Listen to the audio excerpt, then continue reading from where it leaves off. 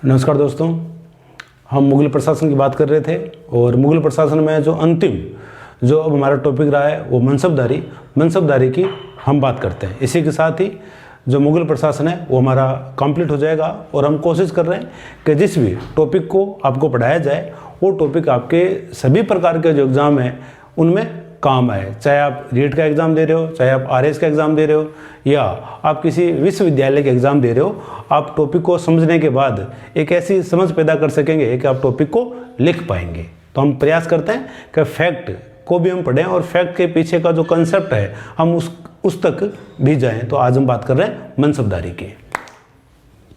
मनसबदारी की यदि हम बात करें तो आप देखें कि मनसबदारी जो शब्द है इसका अर्थ क्या रहेगा और फिर हम देखते हैं कि सर्वप्रथम इसे शुरू किसने किया।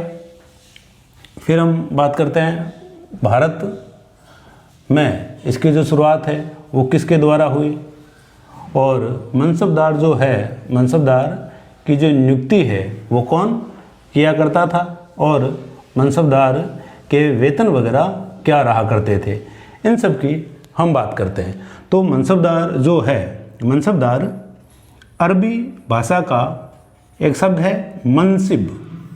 ये अरबी भाषा का शब्द है मनसिब और इसका अर्थ होता है पद या कार्यालय।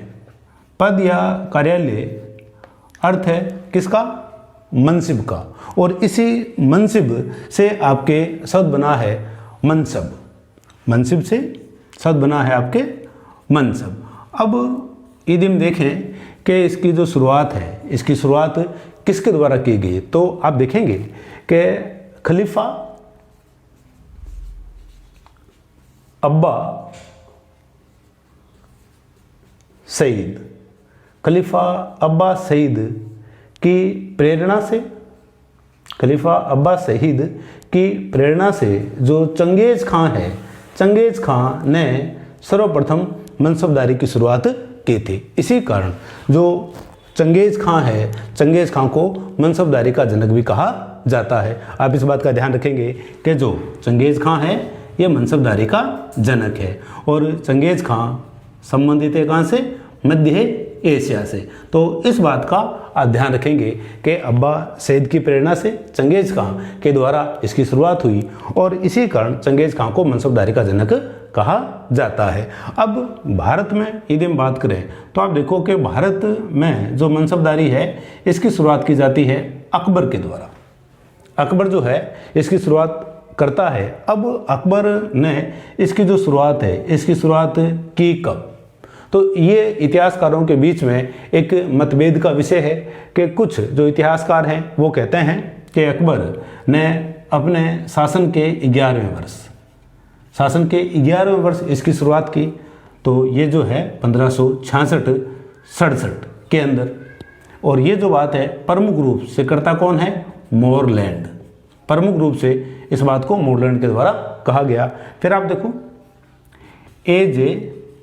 केसर जैसे जो इतिहासकार हैं वो कहते हैं कि ये जो मनसबदारी है इसकी शुरुआत हुई अकबर के शासन के 18वें वर्ष अर्थात 1573-74 के अंदर।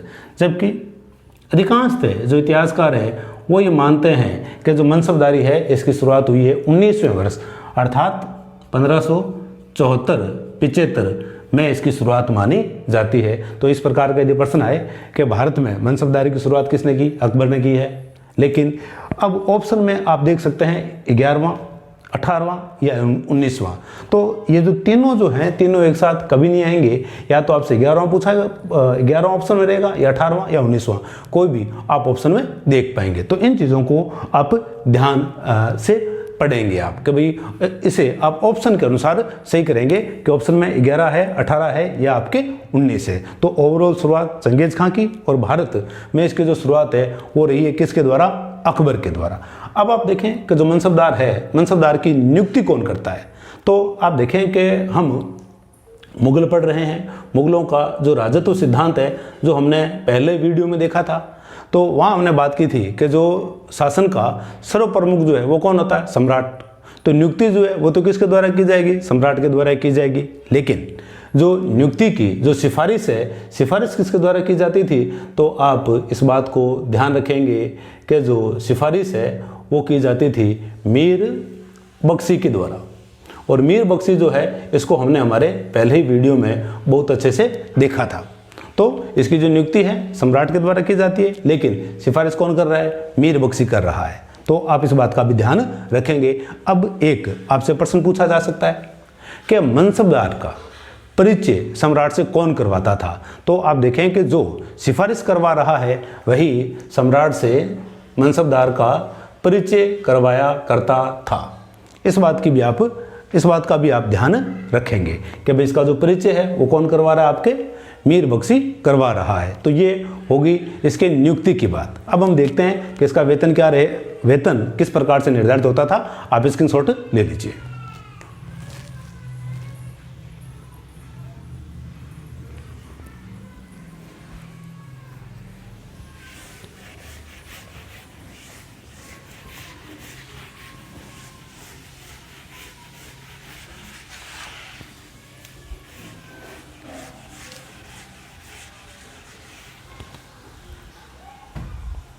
नियुक्ति के बाद यदि हम देखें वेतन, तो मनसबदार जो है, मनसबदार का वेतन, इसमें आप ध्यान रखेंगे एक तो वेतन का निर्धारण। तो अब देखें कि वेतन का जो निर्धारण है वो होता था नकद में। नकद में मनसबदार का वेतन जो है वो निर्धारित हो रहा है, लेकिन जो वेतन है वो दिया जाता था किस रूप में, जागीर के रूप में। निर्धारण नगद में हो रहा है लेकिन दी क्या जा रही है, बदले में जागीर दी जा रही है।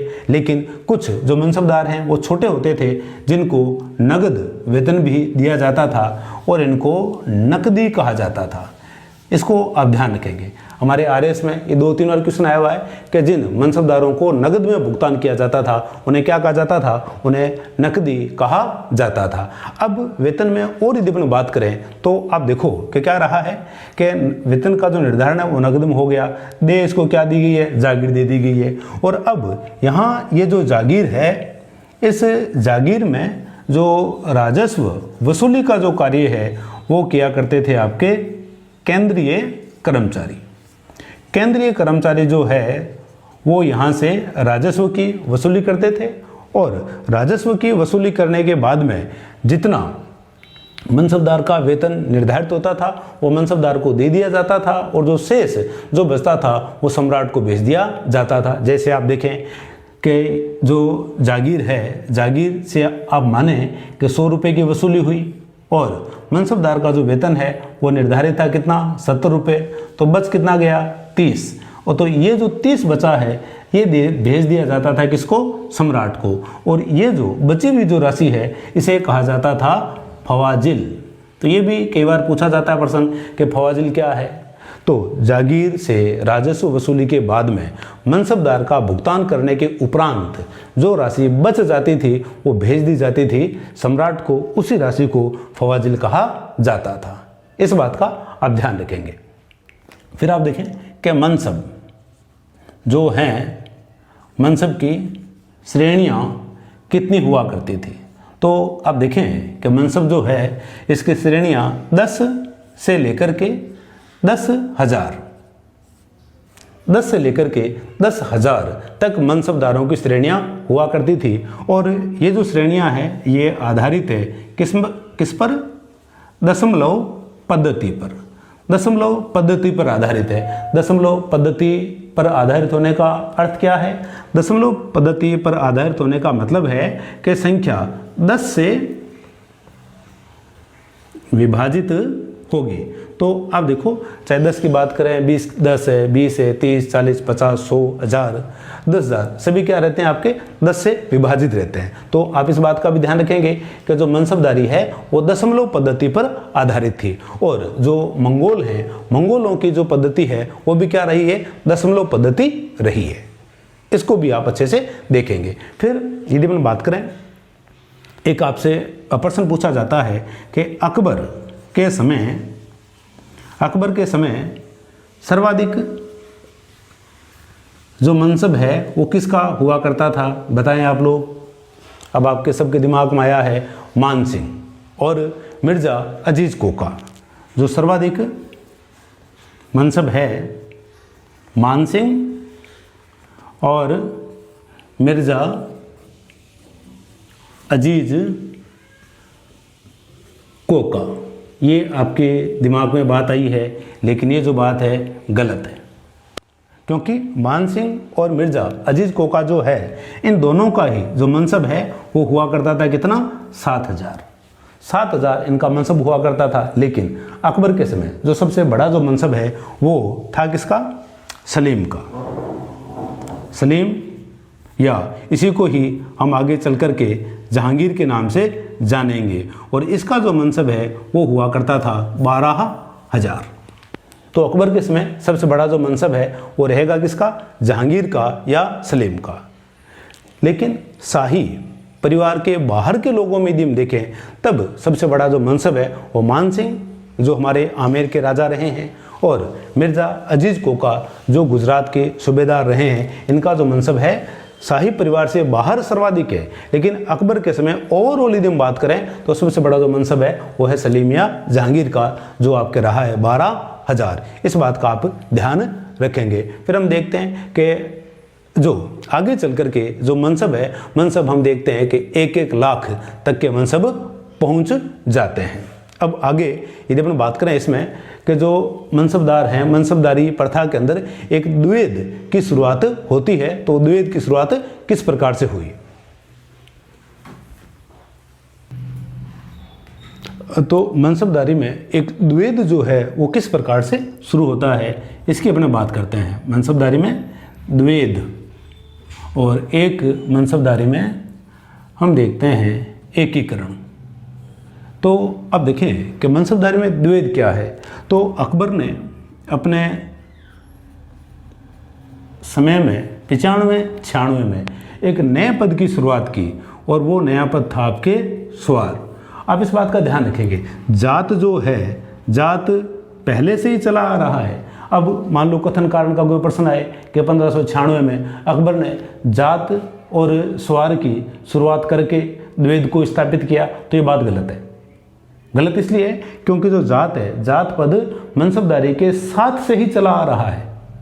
1595-96 में केवल शुरुआत हुई है किसकी, स्वार की। तो इस बात को आप ध्यान रखेंगे।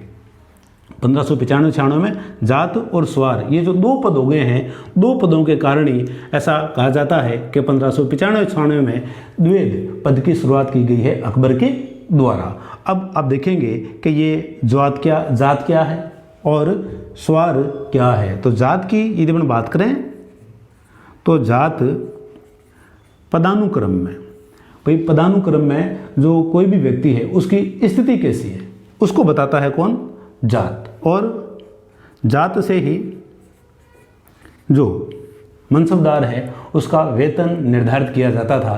तो इन दोनों बातों को आप अच्छे से देखेंगे कि जात एक तो पदानुक्रम में स्थिति को तय कर रहा है, और दूसरा तय कर रहा है मनसबदार के वेतन को। फिर स्वार क्या है, स्वार को यदि हम देखें तो स्वार मनसबदार के अधीन सैनिकों की संख्या या फिर इसके अधीन घोड़ों या हाथियों की जो संख्या है उसको बताया करता था कौन, आपके स्वार। तो ये दोनों पद आपके क्या रहे हैं, अलग अलग रहे हैं। और स्वार जो पद है उसकी शुरुआत हुई है 95-96 से, और जात पहले से चला आ रहा था। फिर हम देखते हैं कि जात के आधार पर और स्वार के आधार पर जो मनसबदारी है, मनसबदारी में 3 श्रेणियां बन जाती है। तो ये 3 श्रेणियां कौन कौन सी थी, तो आप देखो कि एक मनसबदार हुआ करते थे प्रथम श्रेणी के,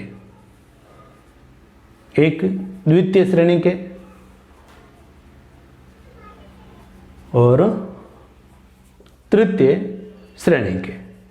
तो मनसबदारों की 3 श्रेणियां है क्या क्या, तो आप देखो कि प्रथम श्रेणी के जो मनसबदार हैं उनको यदि हम देखें तो इनमें जात और जो स्वार जो हैं इनकी संख्या बराबर थी, अर्थात 7,000 का यदि 7000 की यदि जात है तो 7000 ही इसमें क्या है, सवार है। जब ये दोनों बराबर हों तो इसे हम कहा करते थे प्रथम श्रेणी का मनसबदार। दूसरा जो मनसबदार है इसमें क्या था कि जात से जो सवार है आधे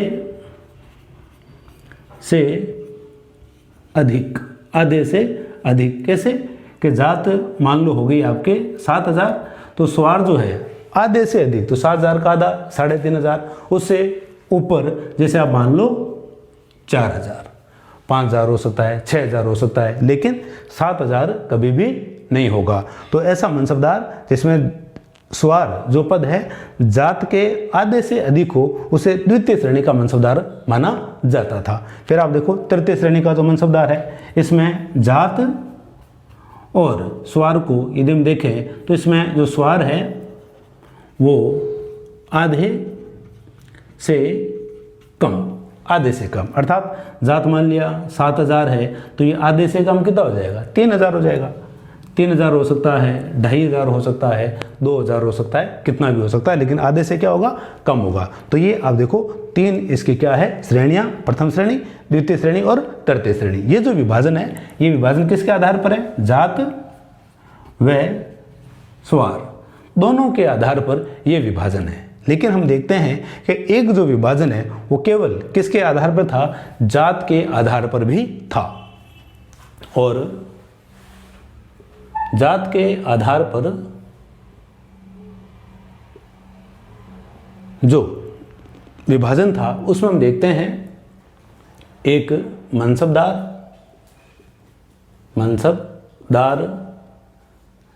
एक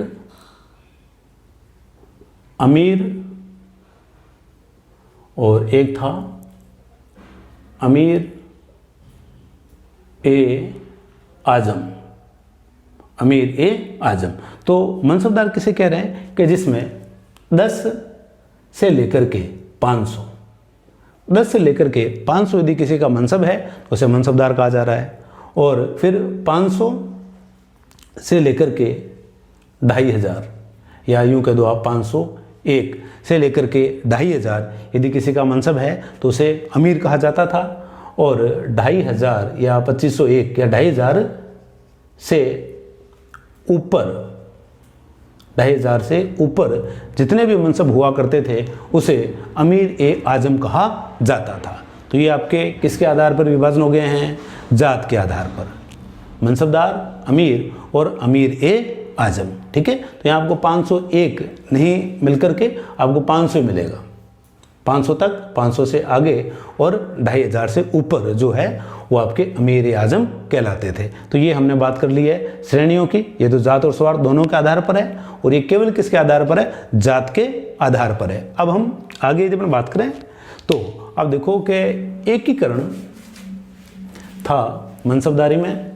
एकीकरण किस प्रकार से, तो आप देखो कि वर्तमान की यदि अपन बात करें तो आप देखो कि वर्तमान में जो हमारे जितने भी अधिकारी हैं उनमें आप देखो कि जिले के स्तर पर हम सबसे बड़ा जो अधिकारी है वो हम देखते हैं IAS, और दूसरा जो अधिकारी वो हम देखते हैं IPS। तो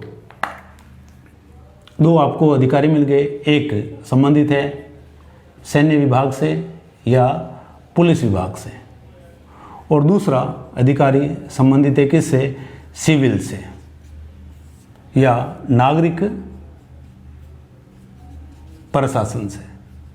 लेकिन मनसबदारी को यदि हम देखें तो मनसबदारी में इस प्रकार का विभाजन नहीं है। हम ब्रिटिश इंडिया में भी देखते हैं एक नागरिक प्रशासन के अधिकारी अलग रहे हैं, पुलिस या सैन्य प्रशासन के अधिकारी क्या रहे हैं, अलग अलग रहे हैं। लेकिन जो मनसबदारी है, मनसबदारी में इन दोनों का क्या हुआ है, एकीकरण हुआ है। अर्थात जो मनसबदार है वो सिविल कार्य भी करता था और वो सैन्य कार्य भी किया करता था। जैसे युद्ध के दौरान वो युद्ध लड़ने भी जा रहा है, लेकिन शांति के समय वो पुलिस आदि के कार्य कर रहा है, या फिर अन्य कोई डिपार्टमेंट है तो उनको वो संभाला करता था। तो यहाँ एकीकरण है नागरिक प्रशासन और सैन्य प्रशासन का, तो इस बात का भी आप ध्यान रखेंगे। फिर मनसबदारी में और यदि अपन देखें तो आप देखो कि हमारी जो रीट है, रीट में पिछली बार एक प्रश्न आया था कि अबुल फजल ने रीट में प्रश्न पूछा गया कि अबुल फजल ने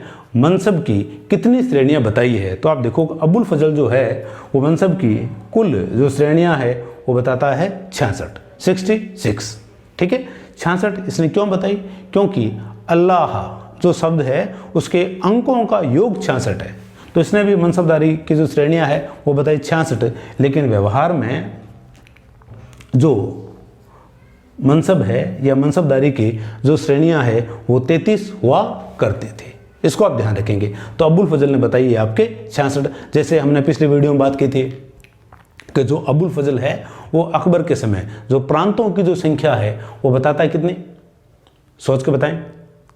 अबुल फजल ने 12 बताई, जबकि अकबर के शासन में अंतिम समय में जो प्रांतों की संख्या है वो रही थी आपके 15 है। ठीक है, फिर हमने देखा शाहजहां के समय 18 हो गई थी। फिर औरंगजेब के समय हम देखते हैं 20, या फिर मजूमदार जैसे जो लोग हैं वो बताते हैं 21। तो ये आपके अबुल फजल के अनुसार मनसब की श्रेणियाँ रही है 66। अब हम देखते हैं कि अलग अलग जो शासक रहे हैं उसके समय मनसबदारी का अलग अलग विकास हुआ है। अलग अलग विकास कैसे? अकबर के समय यदि हम बात करें तो अकबर के समय मनसबदारी में क्या परिवर्तन हुआ? पहली बात तो अकबर के समय ही मनसबदारी शुरू हुई है। दूसरा, अकबर के समय ही 1595-96 में हम देखते हैं कि जो द्विवेद पद है, द्विवेद पद की शुरुआत हो जाती है जात, जो पहले ही था बाद में आ जाता है आपके स्वार। अब आप लोगों के दिमाग में आ रहा होगा कि ये जो स्वार है, स्वार पद को सर्जित क्यों किया गया? तो आप देखें कि स्वार जो पद है वो इसलिए सर्जित किया गया कि पहले जो भी सम्राट वगैरह हुआ करते थे उनको इस बात का अंदाज़ा नहीं था कि उनके राज्य में सैनिकों की संख्या कितनी है। तो सैनिकों की संख्या हमेशा सम्राट को पता रहे, इसके लिए उसने शुरुआत की थी किसकी? स्वार पद की। क्योंकि स्वार बताता क्या है? मनसबदार के अधीन जो घुड़सवारों की संख्या है या जो सैनिकों की संख्या है उसी को तो बताता है। और जब स्वार की जो संख्या है वो जब सम्राट को पता रहेगी तो सम्राट क्या कर सकता है? तो सम्राट कोई भी सैन्य अभियान वगैरह हो, किसी भी विद्रोह का दमन हो या साम्राज्य का विस्तार हो, तो उन कार्यों को ये आसानी से कर सकते थे। तो इसके कारण स्वार का जो पद है वो सर्जित हुआ था। अकबर के बाद यदि हम बात करें जहांगीर की, तो जहांगीर के समय क्या परिवर्तन हुए? तो आप देखो सिंह अस्पा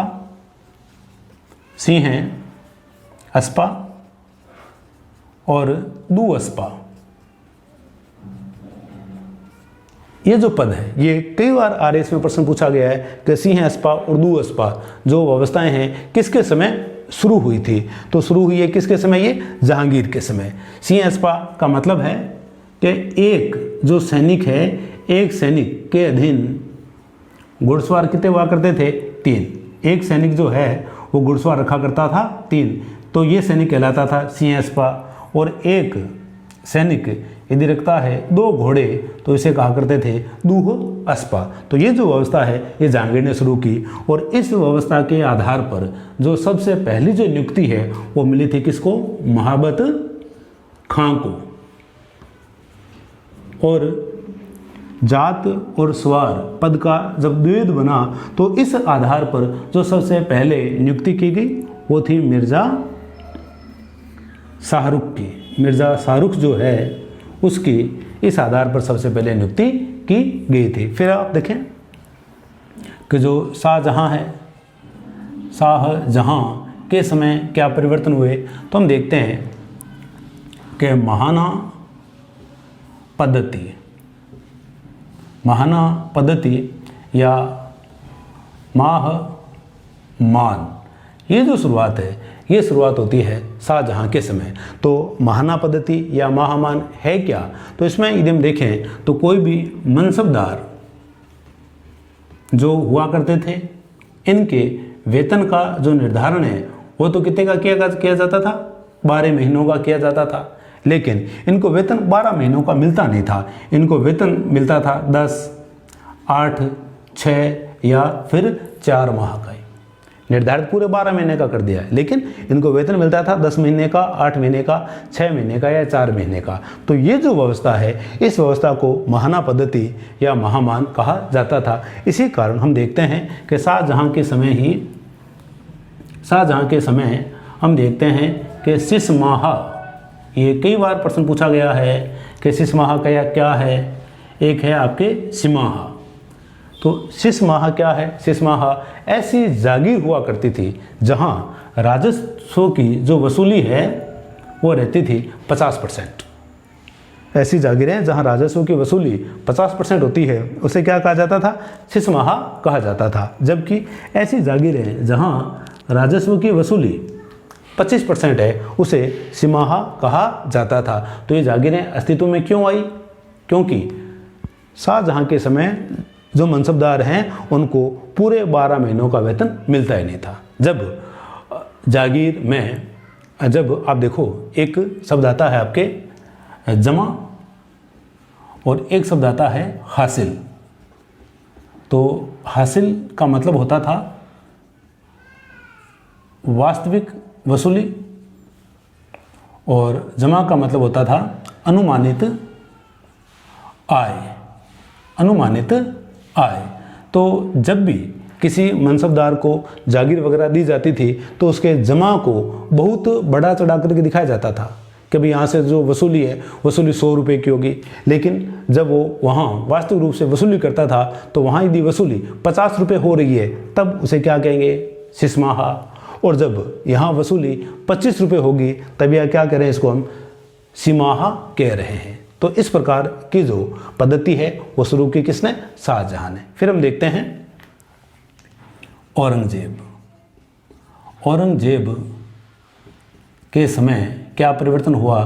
तो आप देखो, एक शब्द आता है मसरूत। तो मसरूत जो है वो किसके समय शुरू हुआ? ये देखो, आरपीसी में कई बार ये प्रश्न पूछा गया है, यूपीएससी में भी पूछा गया है, बहुत सारी जो पीएससी है वहाँ भी पूछा गया। अभी हाल ही में जब हमने कॉलेज का एग्ज़ाम दिया था तब ये प्रश्न पूछा गया था कि मसरूत जो है वो किसने शुरू की? तो मसरूत शुरू की है औरंगजेब ने। हालांकि कहीं कहीं इसका जो उत्तर है वो शाहजहां दिया हुआ है, लेकिन शाहजहां गलत है। इसका जो सही उत्तर है वो है आपके औरंगजेब। अब मसरूत है क्या? तो आप देखो कि मसरूत में क्या था कि जात पद को बिना बढ़ाए, जात पद को बिना बढ़ाए वर्दी किस में कर दी जाती थी? स्वार पद में। स्वार जो पद है उसमें वर्दी कर दी जाती है जात को बिना बढ़ाए। तो ये जो व्यवस्था है, ये व्यवस्था किसी विशेष अभियान में कर दी जाती थी। जैसे किसी मनसबदार को भेजा जा रहा है, जैसे औरंगजेब के समय मुख्य रूप से दक्षिण के अभियान हुए, तो किसी व्यक्ति को दक्षिण में अभियान देकर, सेना देकर के भेजा जा रहा है, लेकिन दक्षिण का जो भूगोल है वो थोड़ा अलग था। इसके कारण वहाँ सैनिकों की संख्या अक्सर ज़्यादा भेजी जाती थी। इसके कारण वहाँ क्या करते थे कि सवार के पद को बढ़ा देते थे, मतलब उसके अधीन सैनिकों की संख्या बढ़ा देते थे, लेकिन उसके जात को बढ़ाया नहीं जाता था। तो जात को क्यों नहीं बढ़ाया जाता था? क्योंकि अभी हमने बात की है कि जात से मनसबदार का वेतन निर्धारित होता था। इसके कारण जात को नहीं बढ़ाते थे, क्योंकि जात को बढ़ाते क्या हो जाता? उसका वेतन बढ़ जाता। इसके कारण केवल किस में वृद्धि कर दी जाती थी? स्वार पद में वृद्धि कर दी जाती थी। तो ये अलग अलग शासकों के समय अलग अलग परिवर्तन रहे हैं। आप स्क्रीनशॉट ले लीजिए।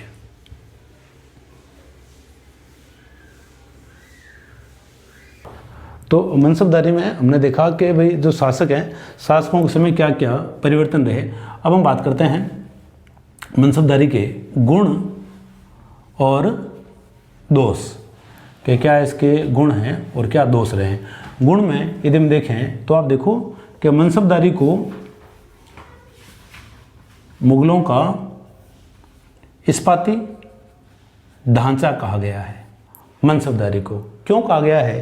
क्योंकि मनसबदारी ने क्या किया कि पूरा जो मुगल साम्राज्य है, पूरे मुगल साम्राज्य को एक ढांचा या एक स्ट्रक्चर प्रदान की, और इसी स्ट्रक्चर के आधार पर जो मुगल साम्राज्य है वो संगठित रहता है। जैसे हम देखते हैं कि जो मनसबदार रहे मान सिंह ने काबुल तक की विजय की, फिर दूसरी तरफ बिहार, बंगाल, ये जो क्षेत्र हैं, इन क्षेत्रों पर भी उन्होंने प्रशासन किया। इसी प्रकार से अन्य जो मनसबदार थे वो भी दूरस्थ प्रदेशों को भी संभाला करते थे। तो एक प्रकार से क्या हो गई है, इस्पाती ढांचा हो गया है। क्यों?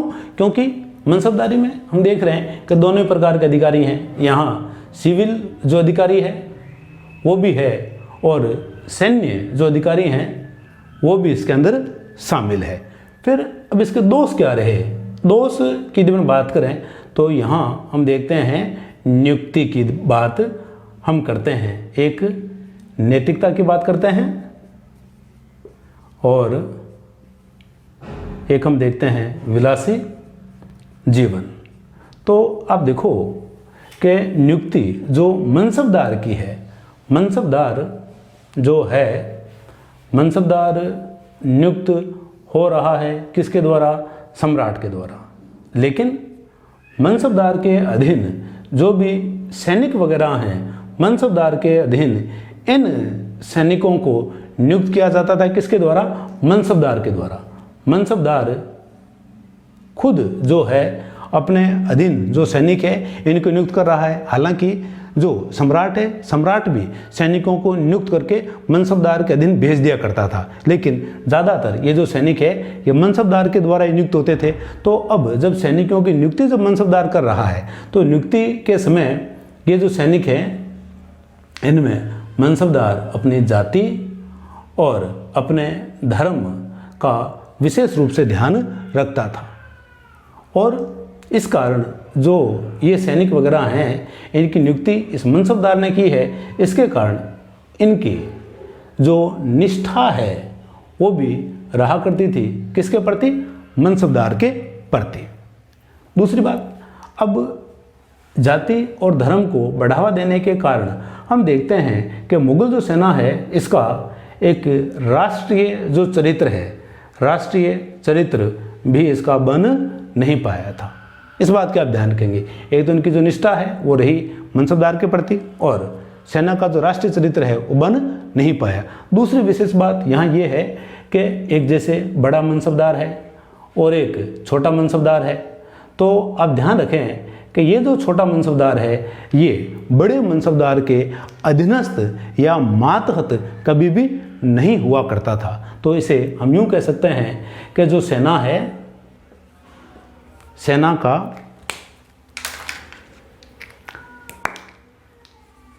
का श्रेणीकरण नहीं हुआ था। इस बात को आप ध्यान रखेंगे। मनसबदारों की कई श्रेणियां हैं लेकिन सेना का जो श्रेणीकरण है वो हुआ नहीं है। अर्थात भाई बड़ा जो मनसबदार है उसके अधीन जितने भी छोटे मनसबदार हैं वो उसके अधीन नहीं है। जब भी कभी युद्ध वगैरह हुआ करते थे तो आप देखो कि सबसे बड़ा जो मनसबदार है वही छोटे से छोटे सैनिक को कमान दिया करता था या उनको आदेश दिया करता था। तो आप देखो इसके कारण सेना का जो श्रेणीकरण है वो नहीं हो पाया और इसी कारण हम देखते हैं कि आगे चल कर के मुगल साम्राज्य के पतन में भी इन मनसबदारों ने बड़ा योगदान दिया था। तो ये दोनों बातें आप ध्यान रखेंगे।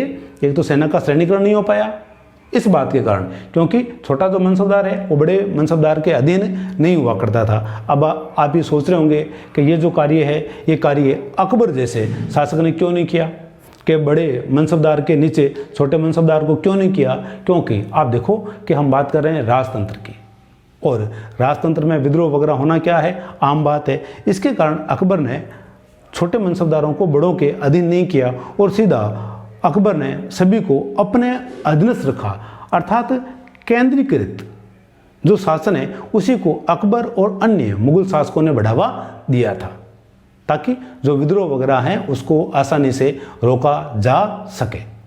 तो इस बात का आप ध्यान रखेंगे। फिर आप देखें नैतिकता और विलासी जीवन। तो विलासी जीवन जो है मुगल सम्राट स्वयं बड़ा ही विलासी जीवन जिया करते थे और ये अपने मनसबदारों को भी प्रेरित करते थे। जैसे हम बात करेंगे जब चित्रकारी की तो आप देखो कि अकबर खुद अपने मनसबदारों को आदेशित करता है कि भाई आप चित्रकारों को संरक्षण दीजिए। तो यदि कोई मनसबदार चित्रकारों को संरक्षण वगैरह दे रहा है तो एक प्रकार का क्या है, विलासी जीवन था। तो जब इनका जीवन विलासी रहेगा तो इनकी नैतिकता का क्या हो जाएगा, पतन हो जाएगा। क्यों? क्योंकि विलासी जीवन के अंतर्गत ही हम देखते हैं कि इनके हरम के अंदर सैकड़ों हजारों स्त्रियां हुआ करती थी। क्यों? क्योंकि मुगल सम्राट जो है वो खुद भी हरम में स्त्रियां रखते थे। इसके कारण जो मनसबदार है, मनसबदारों ने भी विलासी जीवन जिया और इनकी नैतिकता का पतन हो गया और इसका जो असर है वो पड़ा इनके प्रशासन पर। इनके प्रशासन पर इसका असर पड़ता है। और ये जो बातें थी, इन बातों ने या मनसबदारी के जो दोष हैं, इन्होंने मुगल साम्राज्य के पतन में भी बड़ा योगदान दिया है। अब एक प्रश्न आपसे अक्सर पूछा जाता है, स्क्रीनशॉट लेना चाहो तो ले लीजिए।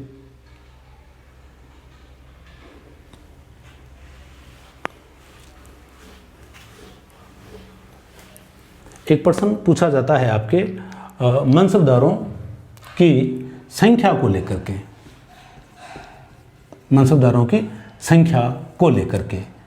तो आप देखो, एक प्रश्न कॉमन है जो कई बार यूपीएससी और अन्य पीएससी में पूछा गया कि जो मराठा मनसबदार है सबसे पहले किस मुगल सम्राट के समय में आए थे। तो आप ध्यान रखेंगे कि मराठा जो मनसबदार है ये सबसे पहले आए थे किसके समय में, जहांगीर के समय में। इस बात को आप ध्यान रखेंगे। फिर एक प्रश्न पूछा जाता है कि जो हिंदू मनसबदार हैं, हिंदू मनसबदार सर्वाधिक किसके समय थे। तो इसका आप ध्यान रखेंगे, सर्वाधिक थे ये औरंगजेब के समय में, औरंगजेब के समय में, ठीक है। और एक जागीरदारी संकट, जागीरदारी संकट ये किसके समय आया है। तो आप ध्यान रखेंगे ये भी रहा है औरंगजेब के समय, औरंगजेब के समय जागीरदारी संकट आया। अब आप सोच रहे होंगे कि जागीरदारी संकट है क्या। तो देखो, जागीरदारी संकट जो है इसकी जब हम बात करें तो हम देखते हैं कि औरंगजेब के समय क्या रहा। औरंगजेब के समय मनसबदारों की जो संख्या है वो बहुत ज़्यादा बढ़ जाती है। और मनसबदारों की हमने जब बात की कि उनका जो वेतन का जो निर्धारण है वो तो नकद में होता था, लेकिन दी क्या जाती थी, जागीरें। तो औरंगजेब के समय मनसबदारों की संख्या बहुत ज़्यादा हो गई थी और बहुत ज़्यादा हो जाने के कारण जो जागीरें थी, जागीरें कम रह गई। अब जो मनसबदार हैं वो ज़्यादा हैं, जागीरें क्या हो गई है, कम हो गई है। इसके कारण एक एक जो जागीर है वो 2 या 2 से अधिक मनसबदारों को भी आवंटित कर दी गई थी। अब जागीर है, मान लो कोई एक्स जागीर है, यहाँ पर ए मनसबदार भी आ गया है, बी मनसबदार भी आ गया है और सी मनसबदार भी आ गया है। तो अब इस जागीर पर अधिकार के लिए इन तीनों मनसबदारों में भी क्या हो रहे हैं, झगड़े वगैरह हो रहे हैं। तो ये जो स्थिति है इसी को ही जागीरदारी संकट कहा गया है और ये उत्पन्न हुआ था किसके समय, औरंगजेब के समय। रहेगी बात ध्यान में। तो ये हमारा जो मनसबदारी टॉपिक है ये हुआ कंप्लीट। अब आप मुगल प्रशासन को जहाँ जो भी आपके पास किताब वगैरह है या जो भी आपके पास पाठ्य सामग्री है उसमें से आप मुगल प्रशासन को पूरा पढ़ें। आपको किसी भी प्रकार की कोई समस्या नहीं आएगी और कोई समस्या यदि आपको आ रही है तो आप कमेंट बॉक्स में जाकर के कमेंट करें। मैं प्रयास करूंगा कि उन उत्तरों का आपको जवाब दे दिया जाए।